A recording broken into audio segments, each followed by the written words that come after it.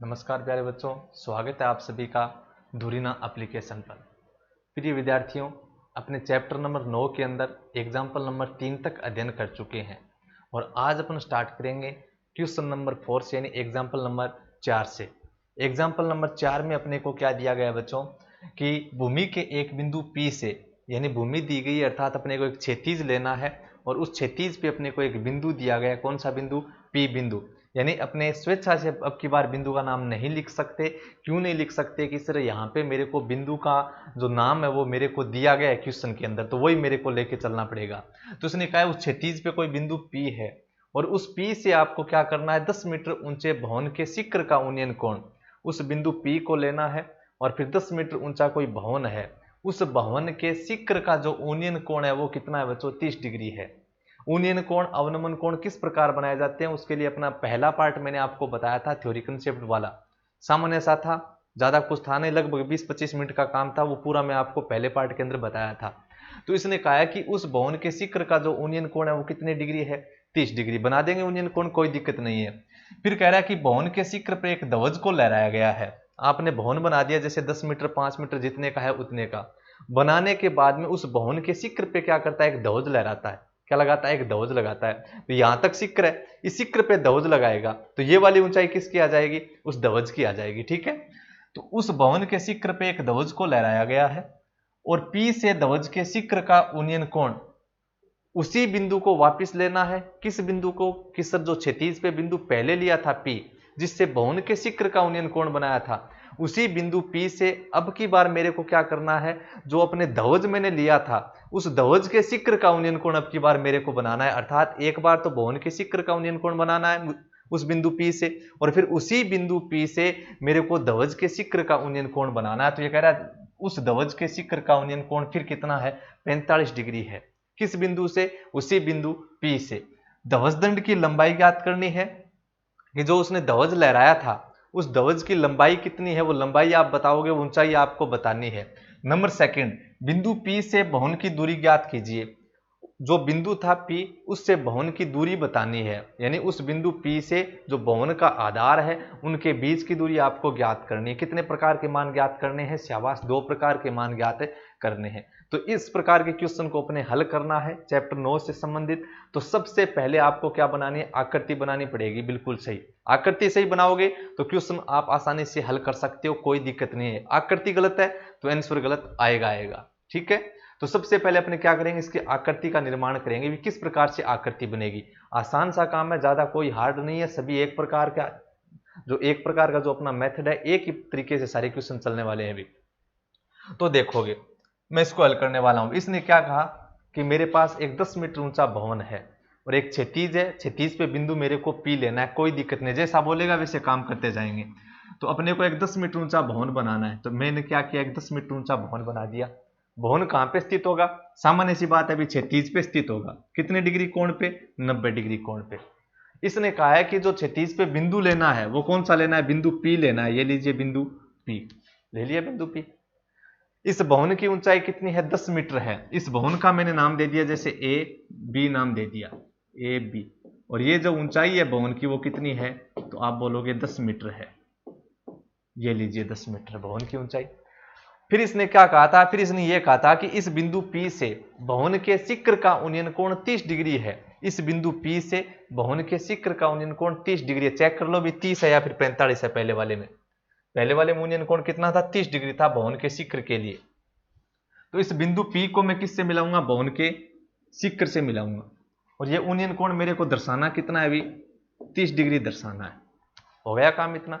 अब ये अपने से वापिस बोल रहा है क्या कि इस भवन के शिखर पे एक ध्वज लहराया गया, यानी इस भवन के शिखर पे अपने को क्या लगाना है? ध्वज दंड लगाना है। तो लगा दीजिए, ये लीजिए। अभी मैं इस भवन के शिखर पे क्या करता हूं? एक ध्वज लगा देता हूं। ये लीजिए, कहां से कहां तक?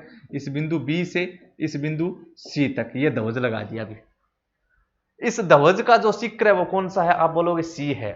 तो अब ये क्या कह रहा है कि इसी बिंदु P से ध्वज के शिखर का उन्नयन कोण कितना हो जाएगा? अभी 45 हो जाएगा। पहले तो यहां तक ऊंचाई तक देख रहा था, आप यहां से किसी दीवार के शिखर पे देख रहे हो, उन्नयन कोण 30 बन रहा है। फिर और ज्यादा ऊंचाई पे देख रहे हो वहीं से, तो फिर उन्नयन कोण आपका क्या होगा? गर्दन ज्यादा ऊंची हो जाएगी अपनी, तो उन्नयन कोण भी क्या होगा? बढ़ेगा भी।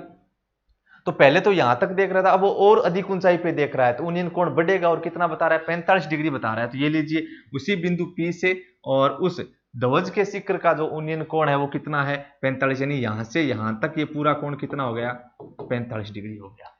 अपने को ज्ञात क्या करना है, एक तो ध्वज की लंबाई, जो ज्ञात करना है वो मैं लिख देता हूं। एक तो मेरे को ज्ञात करना है ध्वज की लंबाई, एक तो ज्ञात करना है मेरे को ध्वज की लंबाई। कहां से कहां तक है ध्वज की लंबाई, तो आप बोलोगे बी से सी तक है, यही तो है। तो ध्वज की लंबाई BC मेरे को ज्ञात करनी है। और मेरे को क्या ज्ञात करना है अभी, और मेरे को यह ज्ञात करना है कि उस आधार बिंदु P से उस भवन की दूरी, यानी उस बिंदु P से अपना जो भवन है उसका जो आधार है उनके बीच की दूरी कितनी है, अर्थात P से लेकर क्या ज्ञात करना है, A। अर्थात अपने को क्या ज्ञात करना है अभी, PAB ज्ञात करना है। दो मान ज्ञात करने हैं। कितने मान ज्ञात करने हैं, दो मान। दो उन्नयन कोण है तो अपने पास कितने समकोण त्रिभुज हैं, अभी दो समकोण त्रिभुज हैं। दोनों को बारी बारी से काम में लूंगा। पहले समकोण त्रिभुज से जो मान आएगा उस मान को मैं, उस समीकरण एक को मैं क्या करूंगा, दूसरे समकोण त्रिभुज से जो मान बनेगा, जो समीकरण बनेगी उसमें रख दूंगा, तो मेरे पास जो ज्ञात करना है वो वैल्यू में प्राप्त कर लूंगा। ठीक है, वो देखना पड़ेगा किस मान को ज्ञात करना है, किसको ज्ञात नहीं करना, उसके अकॉर्डिंग समीकरण एक से समीकरण दो में मान रख दोगे। तो यहाँ पे 90 के सामने वाली भुजा को क्या बोलोगे, कर्ण बोलोगे। न्यून कोण के सामने वाली भुजा को क्या बोलोगे, लंब। ये अपना लंब हो गया। जो शेष बची वो क्या है आपकी, आधार। शेष बच गई वो आधार है। ठीक है, अब देखो भी मैं क्या करूंगा, सबसे पहले ले लेता हूं कौन सा त्रिभुज, मैं ले लेता हूं ये त्रिभुज PAB। कौन सा, PAB समकोण त्रिभुज ले लेता हूं। तो मैं लिखूंगा समकोण त्रिभुज। ठीक है, समकोण त्रिभुज PAB में कौन से वाला त्रिभुज है अभी, समकोण त्रिभुज PAB। इस समकोण त्रिभुज में मेरे को क्या ज्ञात करना है, देखो मेरे को ज्ञात करना है ध्वजदंड की लंबाई। एक तो जो ध्वजदंड की लंबाई है वो BC है, किससे संबंधित है, लंब से संबंधित है। तो आप लंब से संबंधित मान ज्ञात कर लो, दिया हुआ आधार को मान लो, कोई दिक्कत नहीं है। या फिर आप कह सकते हो कि यहाँ पे मेरे को PA भी ज्ञात करना है। क्या ज्ञात करना है, PA। तो यहाँ पे PA इस समकोण त्रिभुज में आता है कि नहीं आता, बिल्कुल आता है।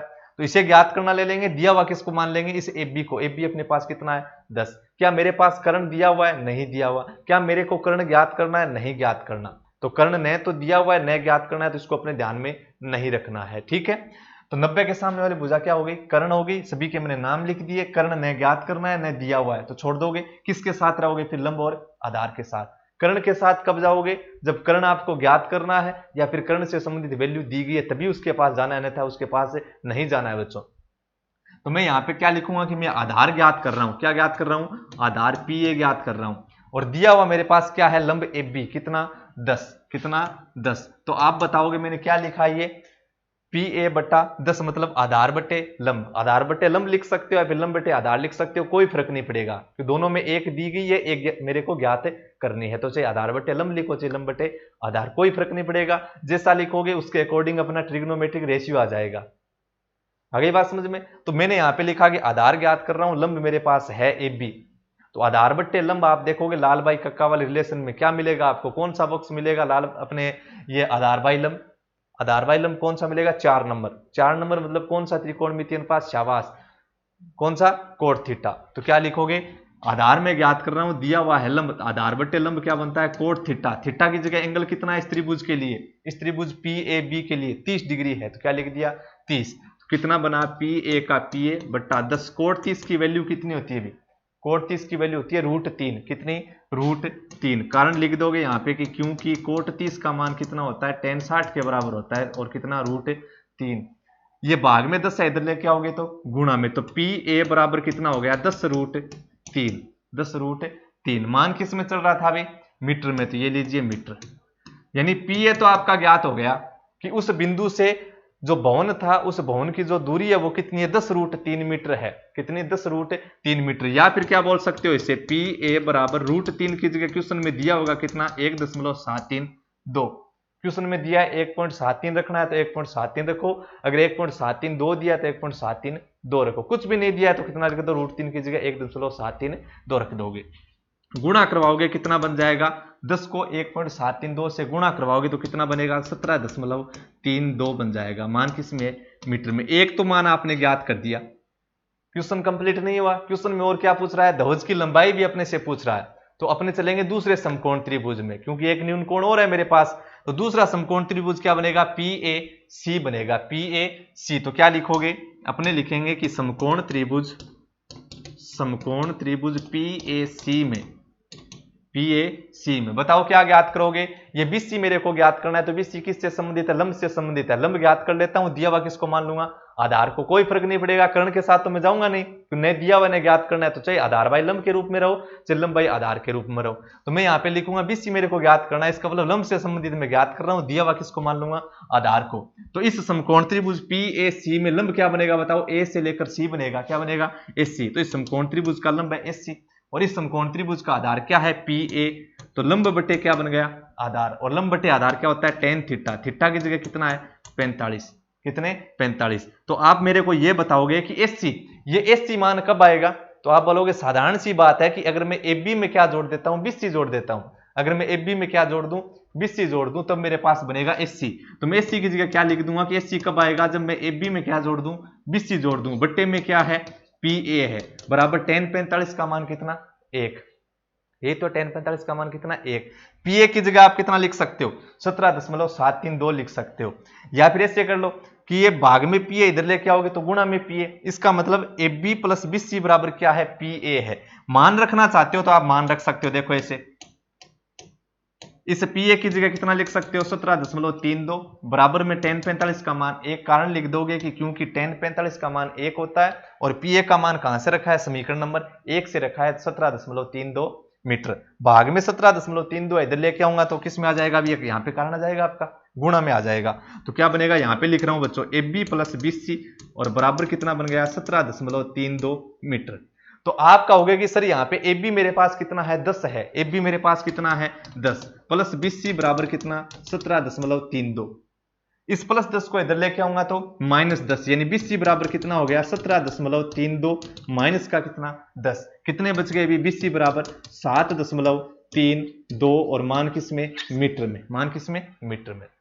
17.32 में से 10 घटा दिए, कितने बच गए, 7.32 मीटर बच गए। BC क्या था, BC अपने थी ध्वजदंड की लंबाई। तो अब लिख दोगे कि अतः ध्वजदंड की लंबाई तो है 7.32 मीटर, और बिंदु P से जो भवन का जो अपना आधार है या फिर जो भवन है उसके बीच की दूरी कितनी है, 10√3 या फिर 17.32 मीटर है। आ गई बात समझ में। पहले समकोण त्रिभुज लिया, उससे वैल्यू निकाल ली, फिर दूसरा समकोण त्रिभुज लिया, देख लिया मैंने मेरे को क्या ज्ञात करना है, क्या दिया हुआ है, उसके अकॉर्डिंग मैंने कोई रेशियो बना लिया, मेरा बना वहां पे 10, ठीक है, मान रखा, आंसर आ गया कितना, 7.32 मीटर। ठीक है, उसके बाद में चलते हैं अपने नेक्स्ट क्वेश्चन की ओर।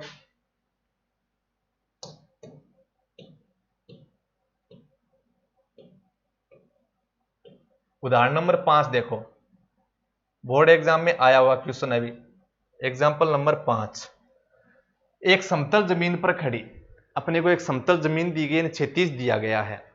तो एक क्षैतिज पर खड़ी मीनार की छाया, एक क्षैतिज है, एक समतल है, उस पे कोई मीनार है। अब मीनार अपने दी गई है, चाहे मीनार हो, चाहे पेड़ हो, चाहे भवन हो, चाहे व्यक्ति हो, कोई भी, उसकी छाया तो बनेगी। अब उस छाया के बारे में अपने क्या स्थिति दी गई है, क्या कंडीशन अप्लाई कर रहा है, वो आपको ध्यान से समझना है। तो एक समतल जमीन पर खड़ी मीनार की छाया उस स्थिति में 40 मीटर अधिक लंबी हो जाती है। सामान्य अपनी बात है, कॉमन सेंस आप थोड़ा देखोगे कि मैं आपसे ये पूछूं कि आपकी जो छाया की लंबाई है वो दिन में किस समय अधिक लंबी बनती है, आपकी छाया कब अधिक लंबाई की बनती है, ये बताओगे आप मेरे को। फिर से रिपीट कर रहा हूं, आपकी छाया की जो लंबाई है वो किस समय सबसे अधिक लंबाई की होती है। तो आप बोलोगे कि जब सूर्य अपने से क्या हो, ज्यादा दूरी पे हो। सूर्य अपने से क्या हो, ज्यादा दूरी पे हो, नहीं, या तो आप बोल दो सूर्योदय के समय या फिर सूर्यास्त के समय, ठीक है, या तो सुबह सुबह या फिर अपने शाम को। आपको जो आपकी छाया की जो लंबाई मिलेगी बच्चों को क्या मिलेगी, ज्यादा मिलेगी। लेकिन आप जब देखोगे गर्मियों में दोपहर के समय आपकी छाया कितनी मिलेगी, इतनी सी मिलेगी, मिलेगी नहीं, छोटी सी। जैसे आपने बैग लगा रखा है पीछे तो आपको पता नहीं चलेगा बैग, मतलब बैग की जो साइज है उस साइज का मैं हूं, या फिर केवल बैग आपको इतना सा, आपको छोटा सा बिंदु के रूप में आपको दिखाई देगी, छोटी सी आकृति। कहने का मतलब कि वहां पे आपको जो आपकी साइज मिलेगी छाया की, वो क्या मिलेगी, बिल्कुल ही छोटी मिलेगी। लेकिन सुबह शाम देखेंगे तो अपनी छाया की लंबाई क्या होगी, ज्यादा होगी। इसका अपने अर्थ क्या निकला, क्या निष्कर्ष निकला, अपने वहां से क्या समझ सकते हैं। मैं ये समझ सकता हूं कि जब सूर्य का जो 49 कोण है वो कम है, मेरे से दूरी ज्यादा, इसका मतलब मेरे को ज्यादा ऊंचा नहीं देखना पड़ेगा। मैं जितना ज्यादा ऊंचाई पे देखूंगा उतना ही ज्यादा क्या होगा, 49 कोण होगा। आप देख सकते हो, जैसे अपने भवन ले लिया या फिर अपने पोल ले लिया, खंभा, आप उसके शिखर पे देखो, पहले ज्यादा दूरी पे हो आप, ठीक है, तब आपको अपनी जो गर्दन है उसको ज्यादा ऊंचाई पे नहीं ले जाना पड़ेगा, ऐसे नहीं देखना पड़ेगा ना। लेकिन जैसे जैसे आप उसके निकट जाते जाओगे वैसे वैसे गर्दन आपकी क्या होती जाएगी, ऊपर की ओर जाती जाएगी। भी जाएगी नहीं जाएगी, बिल्कुल जाएगी। क्यों? क्योंकि वहां पे आपका 49 कोण बढ़ रहा है। वहां पे अपने आंखों का जो 49 कोण है खंबे की ओर, जब अपने देख रहे हैं, ऊंचाई की ओर देख रहे हैं, ऊपर की ओर, तो 49 कोण बढ़ेगा। कब? जब अपने उस लंबवत मान की तरफ जा रहे हैं तब। अगर मैं दूर जाऊंगा उससे तो मेरे को उतनी जो गर्दन जो पहले थी, जो जितनी ऊंचाई पे से मैं देख रहा था, उस पे मेरे को नहीं देखना पड़ेगा। धीरे धीरे क्या होगा, मैं गर्दन को नीचे लेके आता रहूंगा, यानी कोण क्या होता जा रहा है, कम होता जा रहा है। कहने का मतलब जब सूर्य अपने से सुबह और शाम के समय तो क्या था, दूर था, इसका मतलब 49 कोण कम था। और जितना 49 कोण कम होगा, छाया की लंबाई भी आपको क्या मिलेगी, ज्यादा मिलेगी, देख लेना। और जब दोपहर का समय है तो वहां पे अपने सूर्य की जो दूरी अपने से वो क्या है, कम है, यानी जो सूर्य अपने लगभग लंबवत आ चुका है, अर्थात ऊनियन कोण क्या हो गया, फिर बढ़ गया, 90 डिग्री के लगभग आ गया, यानी ऊनियन कोण बढ़ गया। ऊनियन कोण बढ़ गया, इसका मतलब वहां पे छाया की लंबाई क्या हो जाएगी, कम हो जाएगी। याद रहे तो ठीक है, अपनी सामान्य सी बात थी, कॉमन सेंस वाली बात थी, मैंने आपको बताया है। तो यहां पे अपने छाया की कम ज्यादा की बात करेगा तो आपको ये पता होना चाहिए थोड़ा सा कि कम कब होगी, ज्यादा कब होगी। कम तो कब होगी, जब अपने वहां पे ऊनियन कोण को क्या कर देंगे, बढ़ा देंगे, कम नहीं करेंगे। जितना ऊनियन कोण कम होगा, छाया उतनी क्या होगी, ज्यादा बनेगी। विपरीत है थोड़ा, ऊनियन कोण कम तो छाया की लंबाई ज्यादा मिलेगी। सामान्य सी बात है।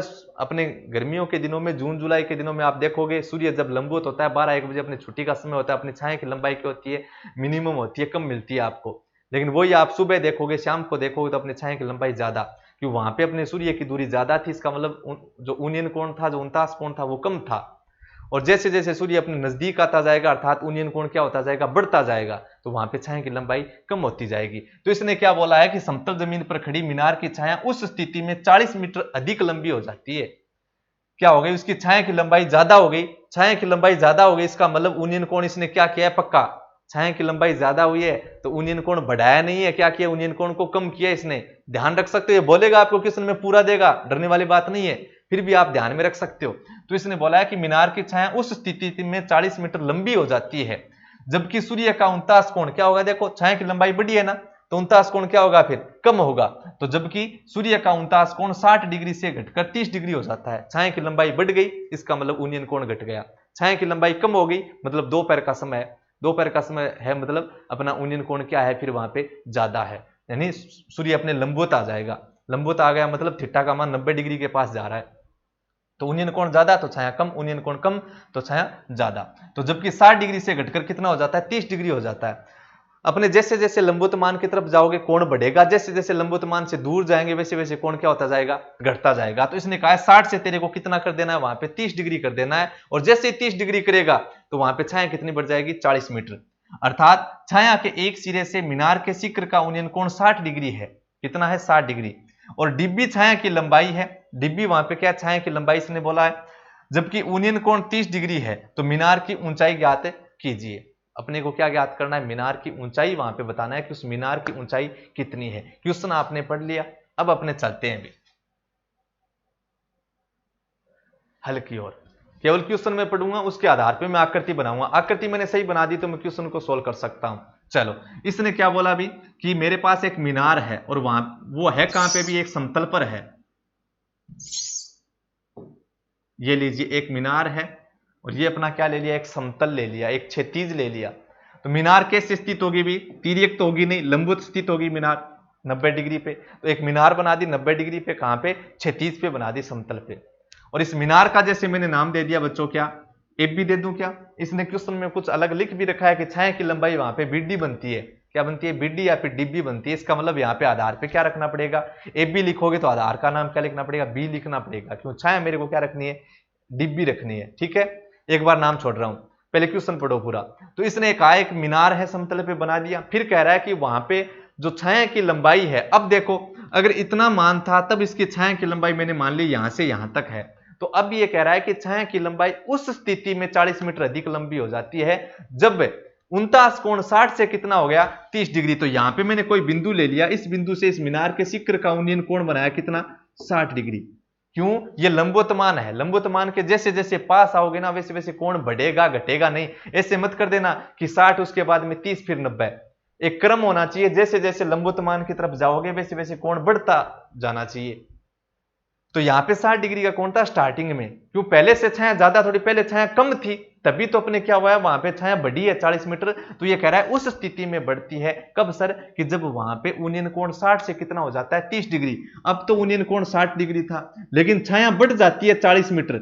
यहां से लेकर देखो यहां तक छाया थी पहले, लेकिन ये कह रहा है कि छाया 40 मीटर बढ़ जाती है। तो मैंने मान लिया कि यहां से लेकर यहां तक छाया बढ़ गई, कितनी 40 मीटर बढ़ गई। कब बढ़ गई? जब उन्नयन कोण कितना हो गया 60 से 30 डिग्री हो गया। जब उन्नयन कोण कितना हो गया 60 से 30 डिग्री। उन्नयन कोण पहले तो कितना था 60 था, अब उन्नयन कोण कितना हो गया 30 डिग्री। उन्नयन कोण 30 होगा तभी तो छाया बढ़ेगी। उन्नयन कोण 60 से ज्यादा जाएगा तो छाया बढ़ेगी नहीं, फिर छाया क्या होगी? कम होगी। जैसे उन्नयन कोण 70 डिग्री हो गया तो यहां पे आ गया, यहां पे आ गया तो फिर छाया क्या होगी? कम होगी। तो इसने कहा कि छाया बढ़ी है 40 मीटर तो मैंने बढ़ा दी 40 मीटर। कब बढ़ी है? जब उन्नयन कोण 60 से कितना हो गया 30 डिग्री हो गया। तो उन्नयन कोण 60 से मैंने कितना बना दिया 30 बना दिया। आ गई बात समझ में? अब नाम देखो इसने क्या बोला था लास्ट में वो देखना है। इसने बोला था कि छाया के एक सिरे से मीनार के शिखर का उन्नयन कोण 60 डिग्री है, ठीक है भी। और डिब्बी छाया की लंबाई है। डिब्बी क्या? छाया की लंबाई।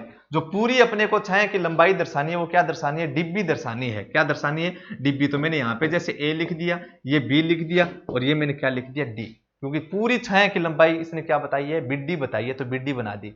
और इस बिंदु का नाम क्या लिख दिया? अभी सी लिख दिया। ठीक है, चलो पूछा क्या है? मीनार की ऊंचाई आपको पूछिए, ये ज्ञात करना है। डायरेक्ट बता रहा हूं मैं आपको, ठीक है। मेथड आपको बताया किस प्रकार से लिखना है, वो तरीका आपको बता चुका हूं। तो सबसे पहले जैसे आप इस समकोण त्रिभुज को ले लोगे, किसको? कि 90 के सामने वाली भुजा कर्ण है, नाम लिख लेता हूं एक बार। और न्यून कोण के सामने वाली भुजा क्या होगी? लंब। और शेष बच गई वो क्या होगी? आधार। मैं लेता हूं यहां पे समकोण त्रिभुज ए बी सी। कौन सा समकोण त्रिभुज ले लोगे? ए बी सी ले लोगे। क्या ज्ञात करोगे भी? कि मेरे को तो सर मीनार की ऊंचाई ज्ञात करनी है। तो मीनार की ऊंचाई ज्ञात करनी है तो इस समकोण त्रिभुज में न तो मेरे पास कर्ण दिया हुआ है, न ही समकोण त्रिभुज में मेरे पास बीसी है, न ही समकोण त्रिभुज में मेरे पास एबी है। तो आप क्या कर्ण के साथ रहोगे? नहीं रहेंगे। कर्ण के साथ तभी जाना है जब आपको कर्ण से संबंधित मान दिया गया है या फिर कर्ण की वैल्यू अपने को ज्ञात करनी है, तभी कर्ण के साथ जाना है, अन्यथा कर्ण के साथ नहीं जाना है। तो फिर किसके साथ रहोगे? केवल लंब और आधार के साथ। चाहे लंब बटे आधार के रूप में मान लो, चाहे आधार बाई लंब के रूप में। तो कर्ण तो न मेरे को ज्ञात करना, न दिया हुआ छोड़ दो।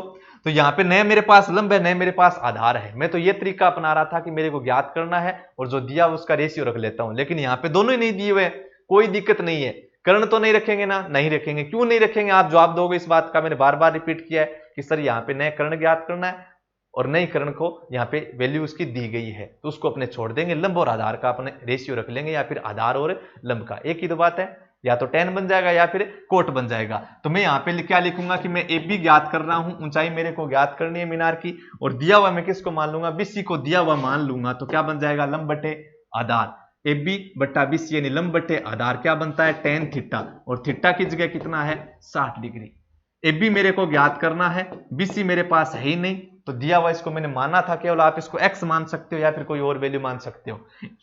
बराबर tan 60 का मान कितना? √3। कारण लिख दो क्योंकि tan 60 बराबर होता है √3। तो ए बी बराबर कितना आ गया? बीसी। भाग में था, इधर लेके आऊंगा तो गुणा में, तो बीसी √3। समीकरण नंबर 1। वैल्यू किस में है? मीटर में। तो ये लीजिए मीटर। ये हो गई आपकी समीकरण नंबर 1।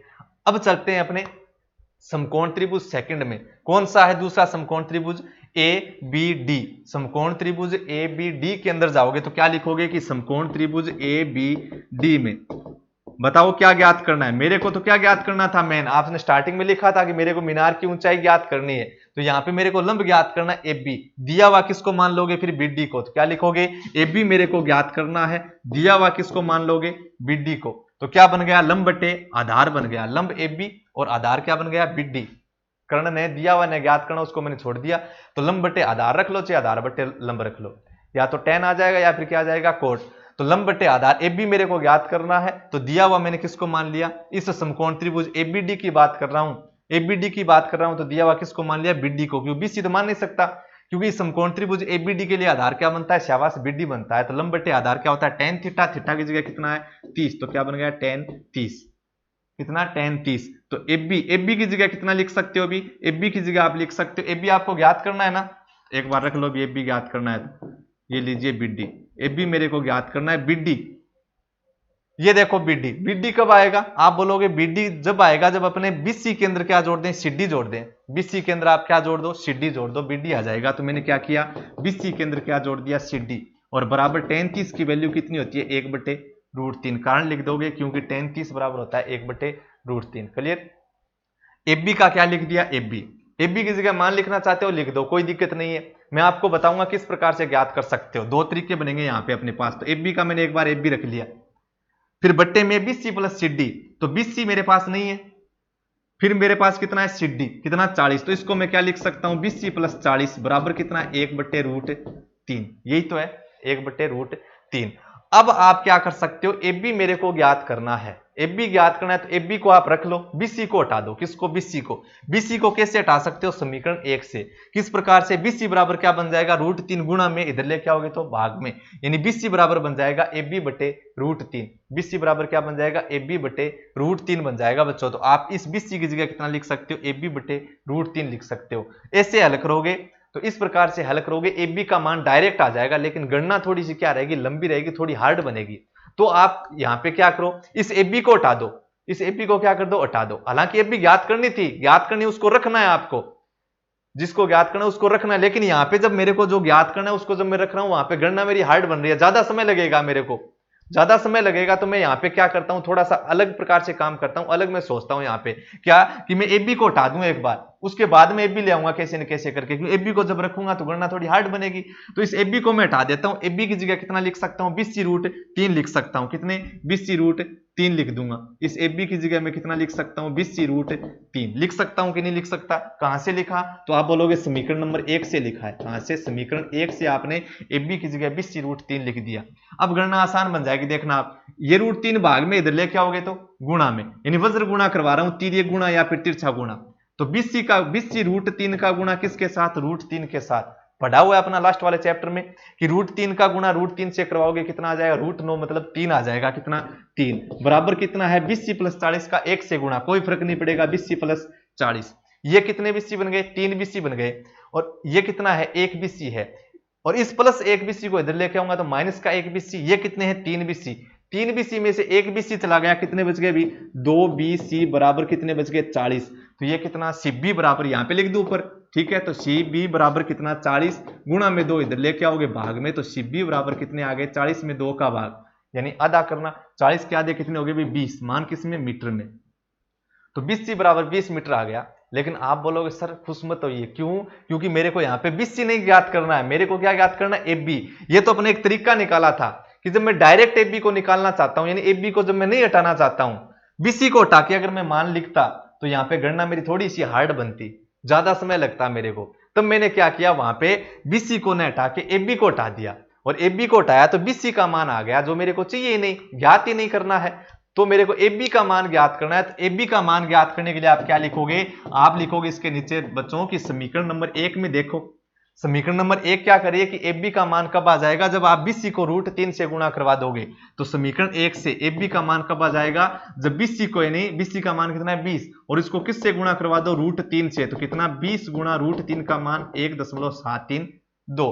तो 20 का गुणा करवा दोगे आप 1.732 से, तो आपके पास आंसर क्या आ जाएगा, इस 20 का गुणा 1.732 से करवाओगे तो आ जाना चाहिए 34.640 मीटर। यानी AB जो है, जो अपनी मीनार है, उसकी जो ऊंचाई है वो कितनी है, 34.640 मीटर है। ठीक है, फिर चलते हैं अपने नेक्स्ट एग्जाम्पल की तरफ।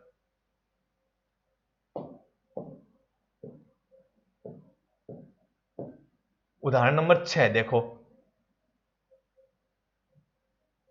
कितना समय हो गया अभी, 28 मिनट। चलो, एक बहुमंजिल भवन के शिखर से देखने पर, एक बहुमंजिल भवन है, यानी एक बड़ा भवन है, और उस भवन के शिखर से देखने पर, उस बहुमंजिल भवन के शिखर से देख रहा है, एक बड़ा भवन है उसके शिखर से देख रहा है अभी, यानी उसके ऊपर वाले भाग से देखेगा।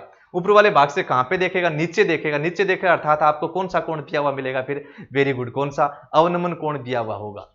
तो इस बहुमंजिल भवन के शिखर से देखने पर एक 8 मीटर ऊंचे भवन के शिखर और तल के अवनमन कोण। अच्छा क्वेश्चन है ये भी। इसने क्या किया, एक तो बहुमंजिल भवन दिया, यानी कोई बड़ा भवन दिया है, और एक अपने को दिया है 8 मीटर ऊंचाई भवन। तो आप किसकी लंबाई ज्यादा दर्शाओगे, ये बताओ, बहुमंजिल भवन की ऊंचाई ज्यादा दर्शाओगे या फिर 8 मीटर ऊंचा जो भवन है उसकी ऊंचाई ज्यादा दर्शाओगे? तो अपने किसकी ऊंचाई ज्यादा दर्शानी है? स्वाभाविक है जो बहुमंजिल भवन है उसकी ऊंचाई ज्यादा होगी, और जो 8 मीटर ऊंचा भवन है उसकी ऊंचाई क्या होगी, कम होगी। तो ये क्या कर रहा है, बहुमंजिल भवन के शिखर से कोई छोटा भवन है कम ऊंचाई का, और उसके शिखर पे देख रहा है एक बार, तो यानी उसकी छत पे देख रहा है, और एक बार क्या कर रहा है, उस छोटे भवन के तल की तरफ देख रहा है, उसके आधार की तरफ देख रहा है। कहां से? ऊंचाई वाले भाग से, बहुमंजिल भवन के शिखर से। कहां पे? छोटे भवन के एक बार तो शिखर पर और एक बार छोटे भवन के आधार पे। आई क्या बात समझ में? तो इसने कहा एक बहुमंजिल भवन के शिखर से देखने पर एक 8 मीटर ऊंचे भवन के शिखर, उस 8 मीटर भवन के शिखर पर भी देखेगा, और कहां पे देखेगा, तल पर भी देखेगा। कहां से देख रहा है? बहुमंजिल भवन के शिखर से देख रहा है, बहुमंजिल भवन के शिखर से देख रहा है। और किस जगह देख रहा है? छोटे भवन के शिखर पर और उसके आधार पे। तो ऊपर से कहां देख रहा है? वो नीचे देख रहा है। एक अपनी कोई बड़ी बिल्डिंग है, डायरेक्ट बता देता हूं मैं आपको, कोई बड़ी बिल्डिंग है, बड़ा भवन है, यानी ज्यादा ऊंचाई का है, और उससे क्या कर रहा है, वो कम ऊंचाई का जो भवन है उसके एक बार तो शिखर पे देखेगा, एक बार आधार पे देखेगा। देखा उसने कहां से? बड़ी जो बिल्डिंग थी, ज्यादा ऊंचाई का जो भवन था, उसके शिखर से छोटे भवन के शिखर पे तो देखा है, लेकिन देखा कहां से? उसने ज्यादा ऊंचाई से देखा है। तो किस तरफ देखा उसने? ऊपर की ओर देखा कि नीचे की ओर? नीचे की ओर देखा है, तो अवनमन कोण बनेगा, और आपको यहां पे दिया हुआ भी मिलेगा कि कौन सा कोण बनेगा, अवनमन कोण बनेगा। तो तल के जो ये कोण बने हैं, एक बार तो छोटे भवन के शिखर के और उसके जो तल के, वो 30 और 45 डिग्री के हैं। बहुमंजिल भवन की ऊंचाई ज्ञात करनी है, जो बहुमंजिल भवन है उसकी ऊंचाई आपको बतानी है कितनी है। फिर ये क्या क्या कह रहा है कि और दो भवनों के बीच की दूरी ज्ञात कीजिए। उन दोनों भवनों के, यानी जो छोटा भवन है और जो बड़ा भवन है, उन दोनों के बीच की दूरी भी आपको बतानी है बच्चों की कितनी है। आसान क्वेश्चन है, अच्छा क्वेश्चन है, ध्यान से समझोगे। आकृति आपको बनानी आनी चाहिए। इस आकृति की तरफ नहीं देखना एग्जाम्पल वाले के रट्टा मार लें, नहीं, अपने बनाएंगे, जैसा क्वेश्चन कह रहा है उसके अकॉर्डिंग काम कर लेंगे, बन जाएगा। तो इसने कहा कि एक तो बहुमंजिल भवन है, तो बना दो भी एक बहुमंजिल भवन। ये लीजिए, बना दिया। अपने को क्या टाइम लगेगा बहुमंजिल भवन बनाते हुए? बना दिया। कहां पे स्थित होगा बहुमंजिल भवन? वहां में तो स्थित होगा नहीं, कहां पे होगा? क्षैतिज पर स्थित होगा। तो ये लीजिए भी क्षैतिज पर स्थित है। क्वेश्चन में कोई भी बिंदु का नाम नहीं दिया गया है तो अपने लिख सकते हैं, अगर दिया गया है तो उसके अकॉर्डिंग नाम अपने लिखेंगे। तो मैंने कह दिया यहां पे बहुमंजिल भवन है ए बी, हो गया। और एक इसने दिया है कि 8 मीटर ऊंचा भवन और है, तो 8 मीटर ऊंचा भवन है, इससे ज्यादा थोड़ी बनाऊंगा, नहीं बना सकता अभी, ये कम ऊंचाई का है। फिर तो ये लीजिए एक 8 मीटर ऊंचा भवन ए बी, और इसका नाम लिख दिया मैंने सी डी। इसकी जो ऊंचाई है वो कितनी है बच्चों? 8 मीटर है। कितनी? 8 मीटर। अब आप मेरे को एक बात बताओगे, मैं इसके एक समांतर रेखा ले लेता हूं। क्या लेता हूं? समांतर रेखा। मैंने बोल दिया कि मैं 1.5 मीटर ऊंचाई का हूं, तो मेरे सामने की जो दीवार है उसके मैं कितनी ऊंचाई तक आ सकता हूं भी?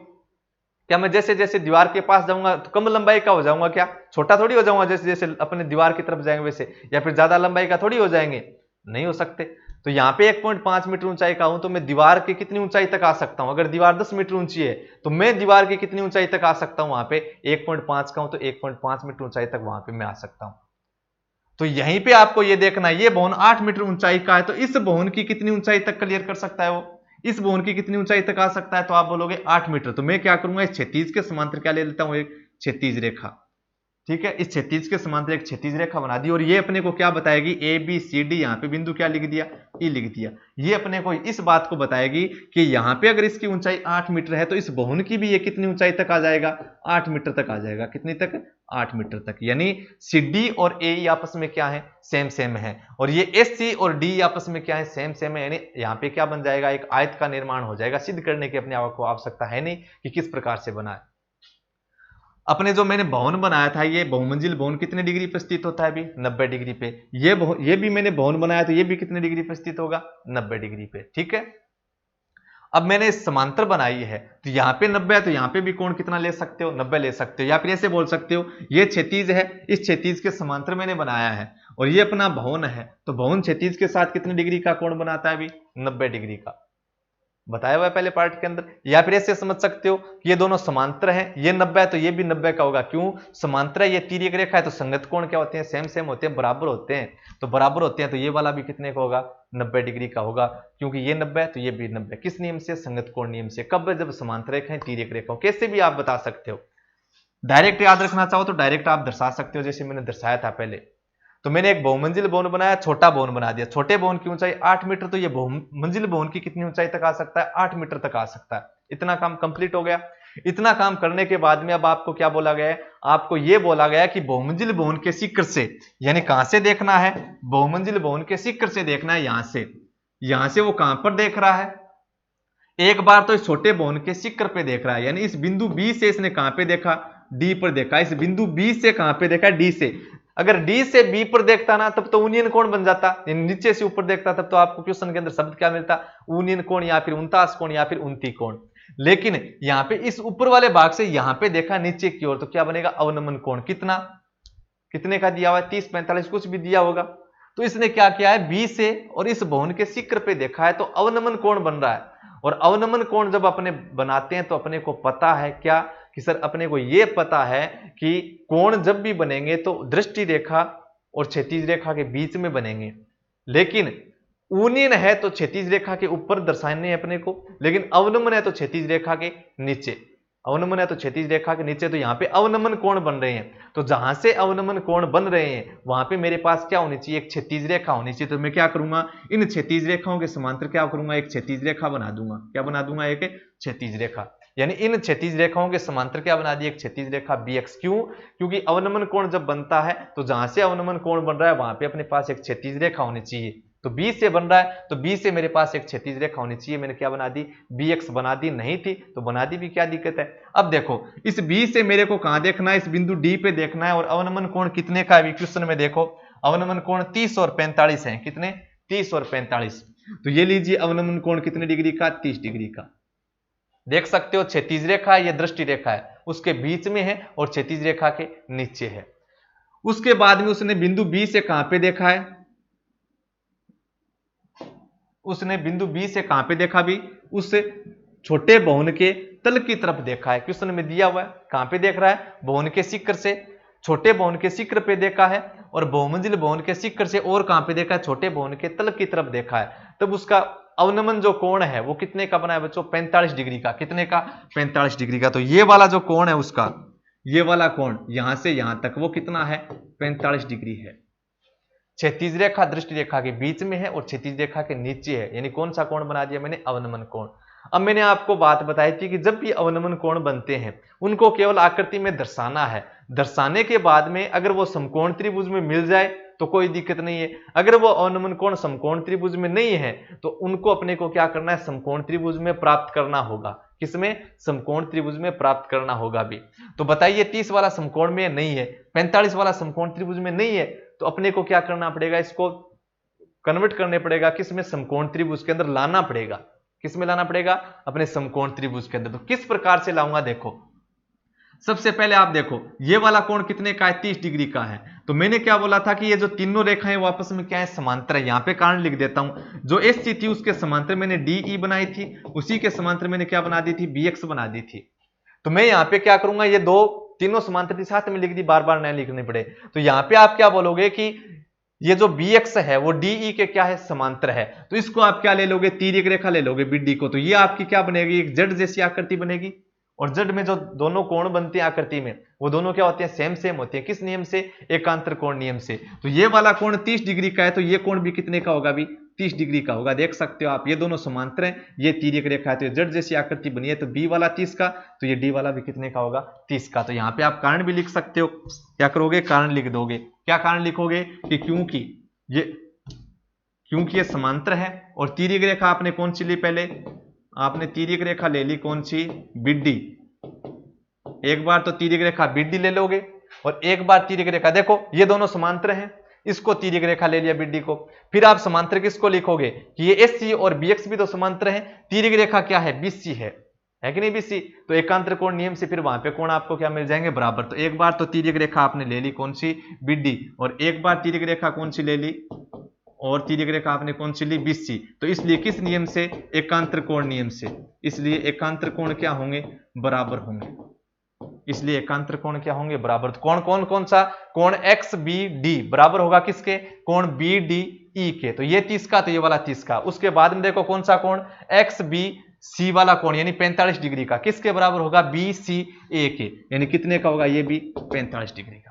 आगे बात समझ में। अवनमन कोण समकोण त्रिभुज में नहीं मिले तो उसको मैंने क्या किया, समकोण त्रिभुज में बदल लिया। किसकी सहायता से, समांतर रेखा थी, तिर्यक रेखा मेरे पास थी, तो मैंने क्या किया, एकांतर कोण नियम के द्वारा वहां पे मैंने उनको समकोण त्रिभुज में प्राप्त कर लिया, भी यूनियन कोण के रूप में। ठीक है, अब देखो मेरे को क्या चाहिए, मेरे को बहुमंजिल जो भवन है उसकी ऊंचाई चाहिए। दूसरा काम क्या चाहिए, दोनों भवनों के बीच की दूरी ज्ञात करनी है।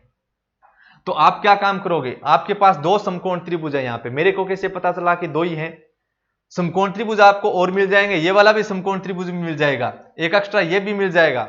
लेकिन किन दो समकोण त्रिभुज के बारे में बोला है मैंने, जिसके अंदर अपना यूनियन कोण है या फिर अवनमन कोण है, उन्हीं को अपने को लेके चलना है।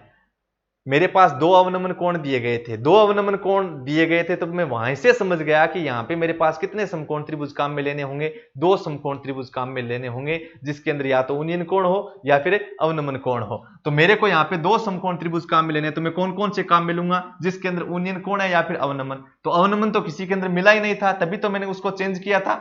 तो बताओ कौन कौन से काम मिलोगे, एक तो आप समकोण त्रिभुज काम मिलोगे बच्चों, कौन सा, AC, शाबाश। एक तो अपने काम मिलेंगे समकोण त्रिभुज ABC, ये वाला ABC, 45 डिग्री का कोण मिल रहा है अपने को। दूसरा कौन सा काम मिलोगे, दूसरा आप काम मिलोगे समकोण त्रिभुज BE, ये वाला क्या, नहीं, BED वाला, कौन सा, समकोण त्रिभुज BDE वाला काम मिलोगे, समकोण त्रिभुज BDE। क्यों, इसमें 30 डिग्री का कोण मिल रहा है कि नहीं मिल रहा, समकोण भी है और कोण भी है अपने पास, तो दो समकोण त्रिभुज काम में लोगे। तो सबसे पहले मैं कौन सा काम में ले रहा हूं, सबसे पहले मैं काम में ले रहा हूं ये वाला, कौन सा, ABC। नाम लिख दोगे आप, 90, ये भी 90 है, तो 90 के सामने की भुजा क्या होगी, कर्ण, और इन न्यून कोण के सामने की भुजा क्या होगी, लंब, और शेष बचेगी वो क्या होगी, आधार। तो सबसे पहले मैं समकोण त्रिभुज ले रहा हूं ABC। इसमें क्या लिखोगे, आपके पास बहुमंजिल भवन है AB, इसकी लंबाई है कि आपके पास नहीं है, आपको AB तो ज्ञात करना है, बहुमंजिल भवन की ऊंचाई AB ज्ञात करना है, और दोनों भवनों के बीच की दूरी भी ज्ञात करनी है। मतलब क्या है, SC बोल सकते हो या फिर DE बोल सकते हो।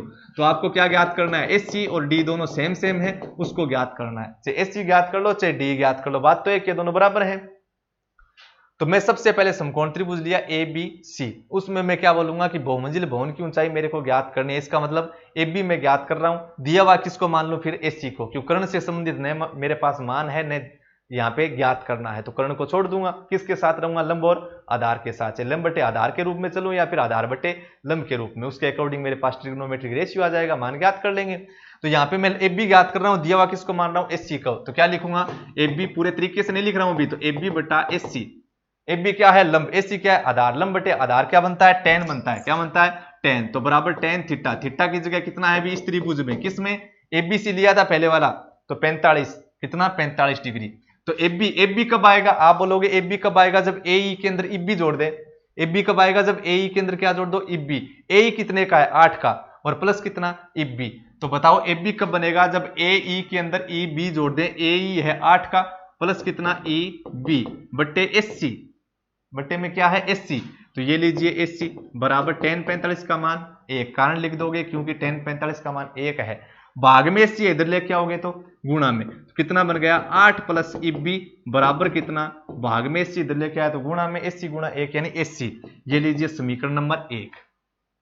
EB का मेरे पास मान नहीं है, SC का भी मेरे पास मान नहीं है, तो यहाँ पे समीकरण 1 बन गई। अब चलते हैं दूसरे समकोण त्रिभुज में। तो दूसरा समकोण त्रिभुज आपका कौन सा बन रहा था, शाबाश, BDE।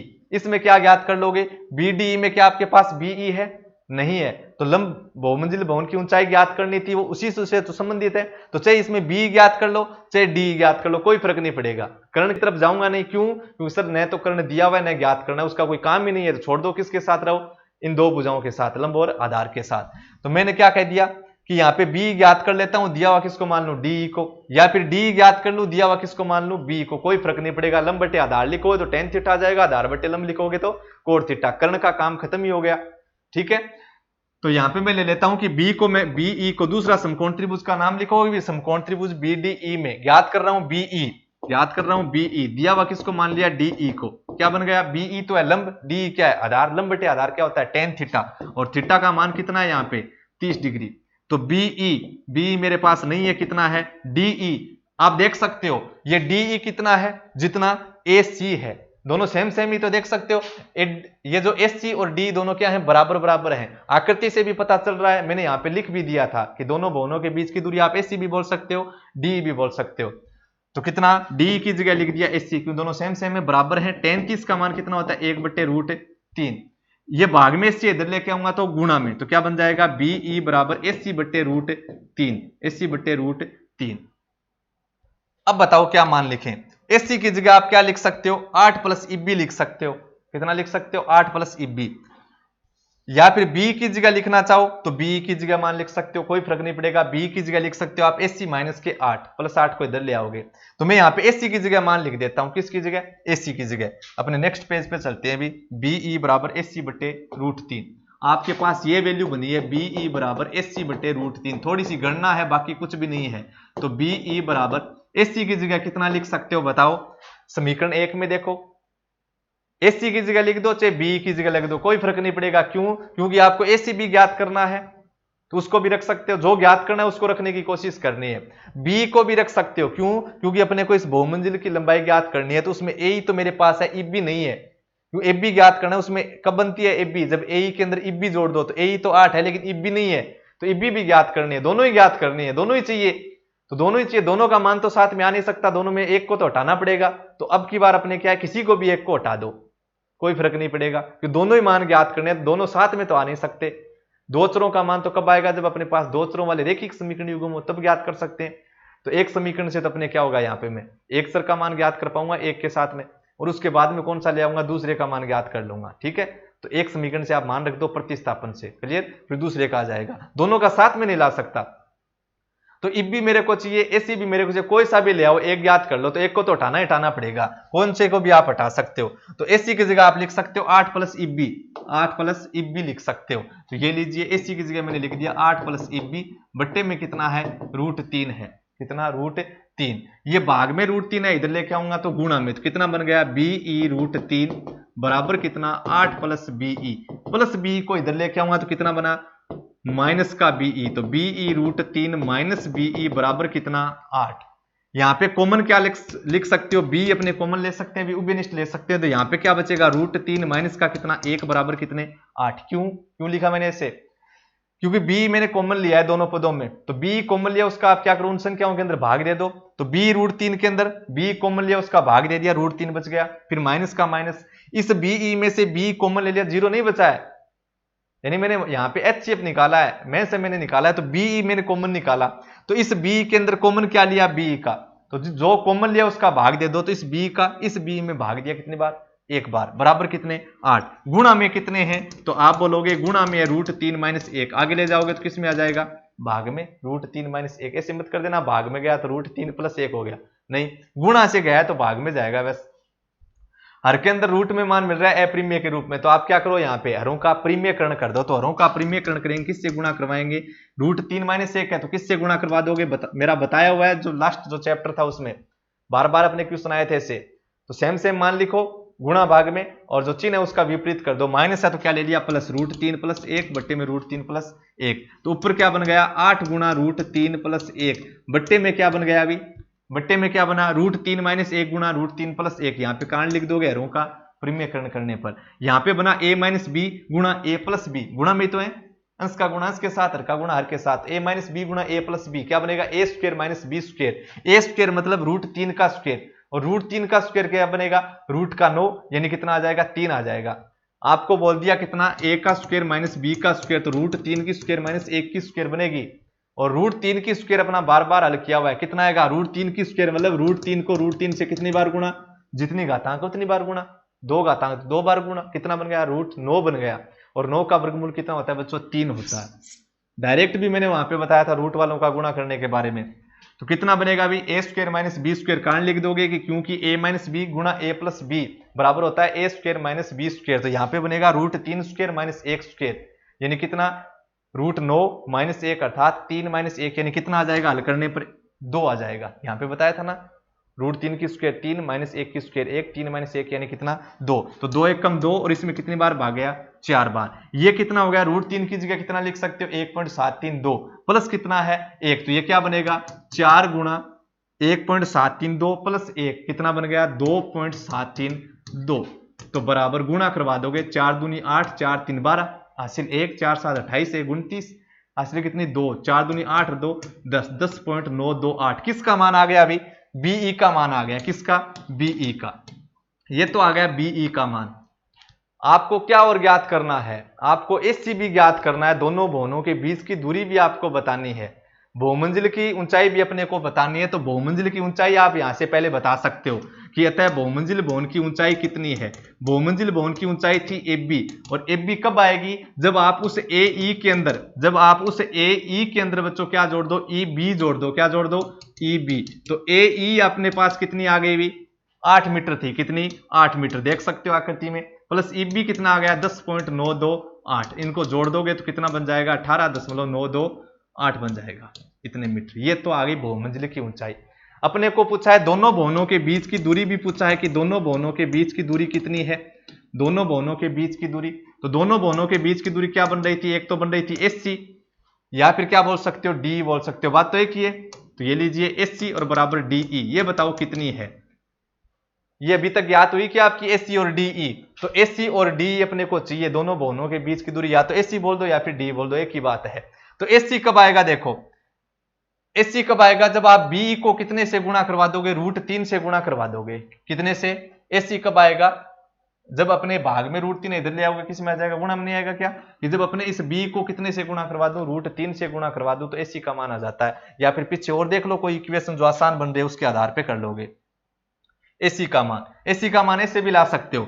SC कब आएगा जब आप EB के अंदर क्या जोड़ दो 8 जोड़ दो, EB के अंदर क्या जोड़ दो 8, उस समीकरण से आप कर लोगे तो आप क्या लिखोगे दोनों भवनों के बीच की दूरी क्या है SC, और SC कब आएगी जब EB के अंदर क्या जोड़ दो 8 जोड़ दो, कहां से लिखी आपने एक बात समीकरण नंबर 1 से, और EB कितनी है अभी, EB अपनी थी 10.928 और प्लस ये कितना है 8 है, तो ये भी कितनी आ जाएगी 18.928 मीटर आ जाएगी। यानी दोनों भवनों के बीच की दूरी भी 18.928 मीटर है और उस बहुमंजिल भवन की ऊंचाई भी कितनी है 18.928 मीटर है। गणना थोड़ी सी लंबी है, केवल हरों का परिमेयकरण करवाया था, उसके बाद बी का मान आ गया। बहुमंजिल भवन की ऊंचाई कितनी, बहुमंजिल भवन की ऊंचाई कितनी AB, AB कब बनती है जब AE के अंदर यानी उस 8 मान के अंदर कितना जोड़ दो EB वाला जोड़ दो, ठीक है। और उसके बाद मेरे को चाहिए दोनों भवनों के बीच की दूरी यानी SC चाहिए, तो SC कितना था EB प्लस 8 था, EB प्लस 8, तो EB मेरे पास ज्ञात है कितना 10.928 प्लस कितना 8, कहां से लिखा समीकरण नंबर 1 से लिखा। ये देखो कि SC कब आएगी जब 8 के अंदर EB जोड़ दो, तो EB का मान 10.928 है, तो टोटल कितना बन गया 18.928 बन गया। तो दोनों की ऊंचाई क्या मिल गई आपको, सेम सेम, जितनी ऊंचाई उतनी उनके बीच की क्या थी, दूरी थी। चलो इसने आंसर कितना दिया है अभी 4 गुणा √3 प्लस 1, 4 गुणा √3 प्लस 1 दिया है। और उसके बाद में बहुमंजिल भवन की जो ऊंचाई है वो कितनी दे रहा है 4 गुणा √3 प्लस 1 प्लस कितना 8, प्लस कितना 8 दे रहा है।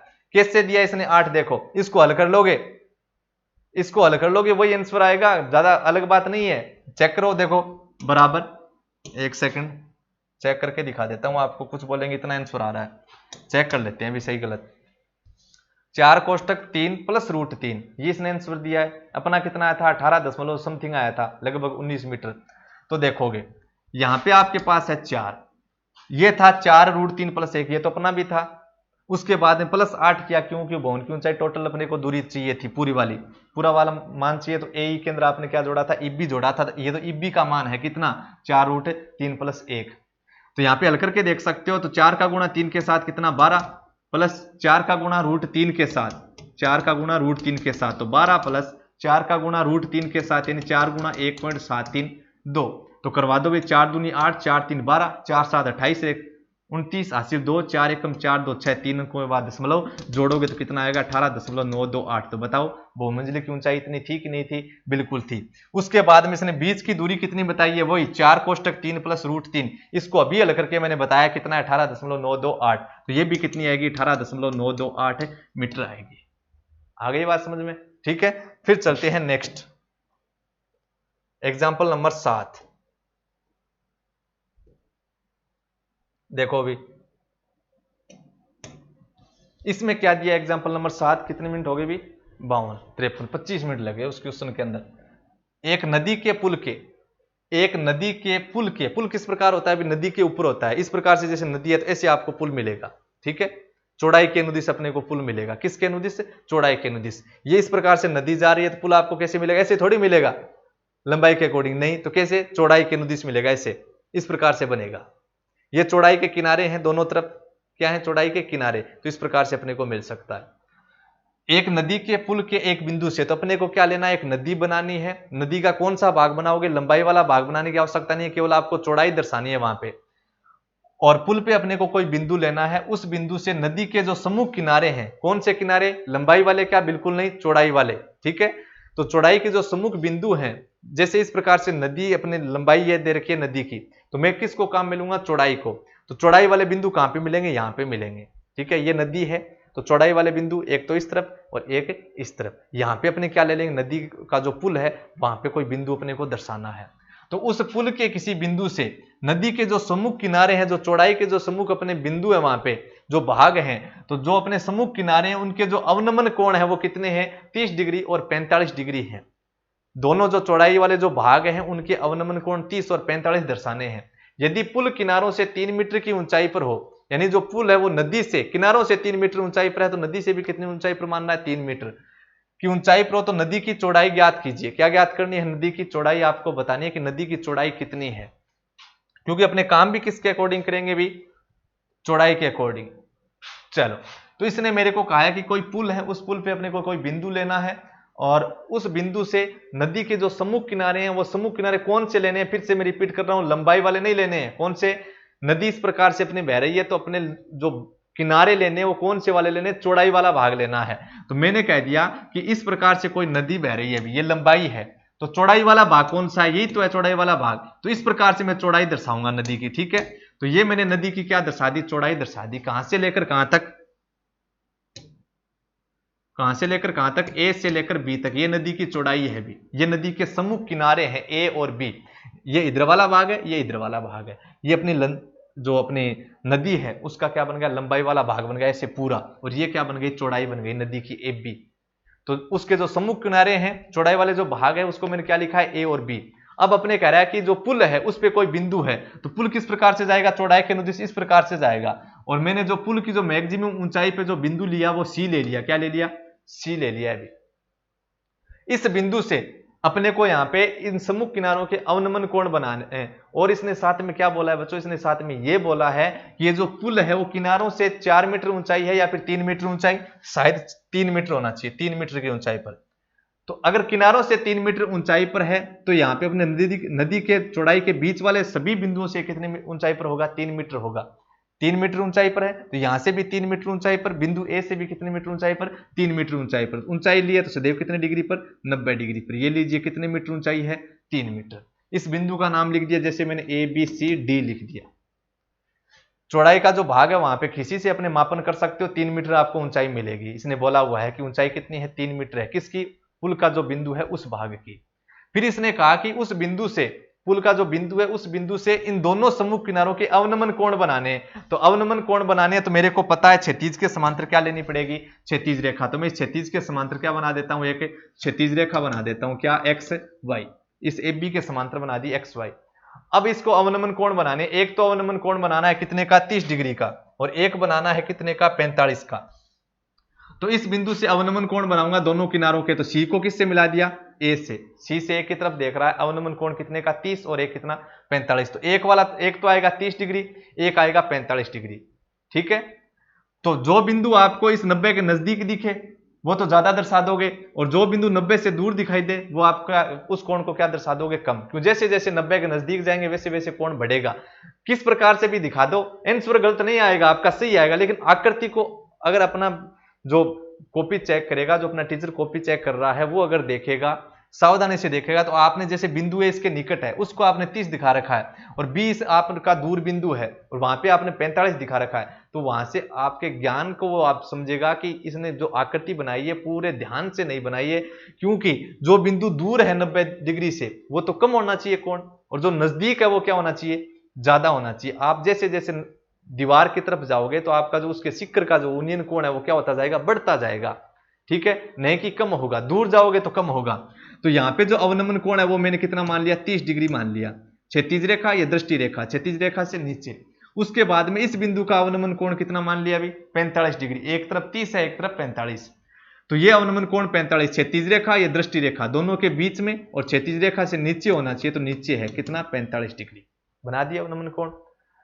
अवनमन कोण दर्शाने के बाद में अपने ये चीज देखते हैं कि वहां पे दोनों समकोण त्रिभुज में है या फिर नहीं। अगर नहीं है तो समकोण त्रिभुज में बदल लेंगे, किससे, एकांतर कोण नियम से। तो आप क्या लिखोगे, यहाँ पे ए बी समांतर है किसके, एक्स वाई के, ठीक है, और तिर्यक रेखा किसको ले लोगे, आप लिख दोगे भी तिर्यक रेखा कौन कौन सी, एक बार तो एस सी है, एक बार बी सी है, तो इसलिए किस नियम से, एकांतर कोण नियम से।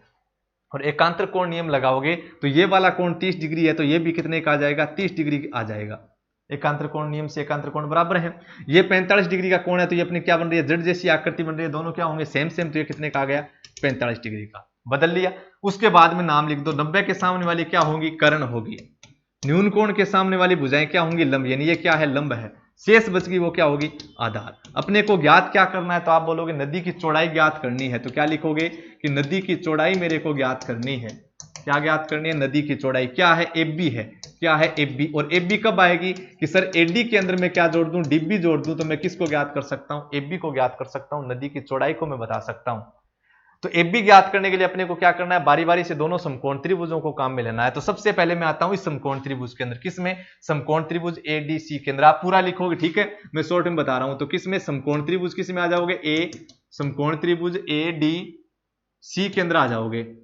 इसके अंदर आपको क्या ज्ञात करना है, नदी की चौड़ाई ज्ञात करनी है, यानी एडी और डीबी आपको चाहिए, एडी प्लस डीबी। तो एडी से संबंधित मान ज्ञात करना है, कर्ण नहीं दिया हुआ है, नहीं ज्ञात करना तो उसको छोड़ दो।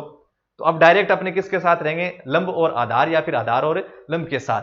तो एडी मेरे को यहां पे चाहिए और डीसी मेरे पास है, तो मैं किसको ज्ञात करूंगा, आधार को। दिया हुआ मेरे पास क्या है, इसमें लंब, किस त्रिभुज में, इस त्रिभुज एडीसी में। तो एडी मेरे को इसमें ज्ञात करना है। दिया हुआ मेरे पास इसमें क्या है, डीसी, और कितना, 3। तो दिया हुआ मेरे पास क्या है, डीसी। एडी में ज्ञात कर रहा हूं, दिया हुआ मेरे पास क्या है, डीसी। तो एडी क्या है, आधार, डीसी क्या है, लंब। आधार बटे लंब क्या होता है, कोट थीटा। 4 नंबर बॉक्स मिलेगा आपको, तो कोट थीटा यानी 4 नंबर त्रिकोणमिति अनुपात है। ये थीटा की जगह कितना है इस त्रिभुज में, 30। तो एडी की जगह एडी डीसी कितना है, तो आप बोलोगे 3 है।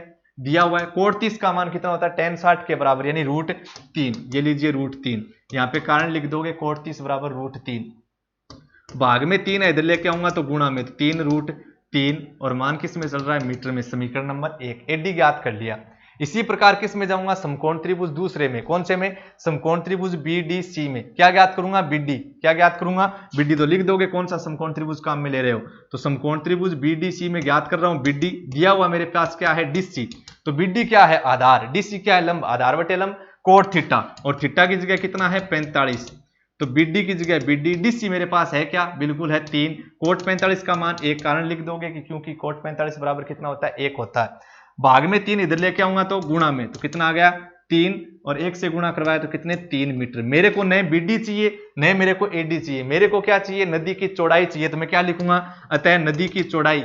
नदी की चौड़ाई क्या है, एबी। कब आएगी नदी की चौड़ाई, एबी, जब एडी के अंदर डीबी जोड़ दूं। तो एडी कितना है, एडी मेरे पास है 3√3 प्लस डीबी मेरे पास कितना है, कि एडी के अंदर डीबी जोड़ दूं तो डीबी कितना है, 3 है। ये लीजिए 3, तो कितना बनेगा, 3 का गुणा √3 के साथ, मतलब 1.732 के साथ, प्लस कितना है 3, तो पहले गुणा होगा भी। तो 3 दूनी 6, 3 3 9, 3 7 21, कितने बच गए, 2, और 3 एकम 3, 2 5, 3 अंकों बाद दशमलव, 5.196 प्लस कितना 3, जोड़ दो भी, 5 3 8 और 0.196, कितना आ गया, 8.196। या फिर आंसर क्या बना सकते हो इसका, आप यहां से कॉमन लेके बना सकते हो। 3 कॉमन आ गया, क्या बचेगा, √3 + 1, ठीक है। यहां से भी ला सकते हो, दूसरा तरीका बता रहा हूं गणना का। तो क्या बन जाएगा, 3 गुणा में √3 का मान 1.732 प्लस कितना 1, तो कितना बन जाएगा 3 गुणा 2.73 2, कितना आ जाएगा 6, 3 3 9, 3 7 21, 3 दूनी 6 2 8। कैसे भी हल कर लेना चाहिए। कितना आएगा, नदी की चौड़ाई 8.196 मीटर आएगी भी। तो एग्जाम्पल अपने क्या हो चुके हैं, अभी कंप्लीट हो चुके हैं शायद। देखो एग्जाम्पल कंप्लीट हो चुके हैं।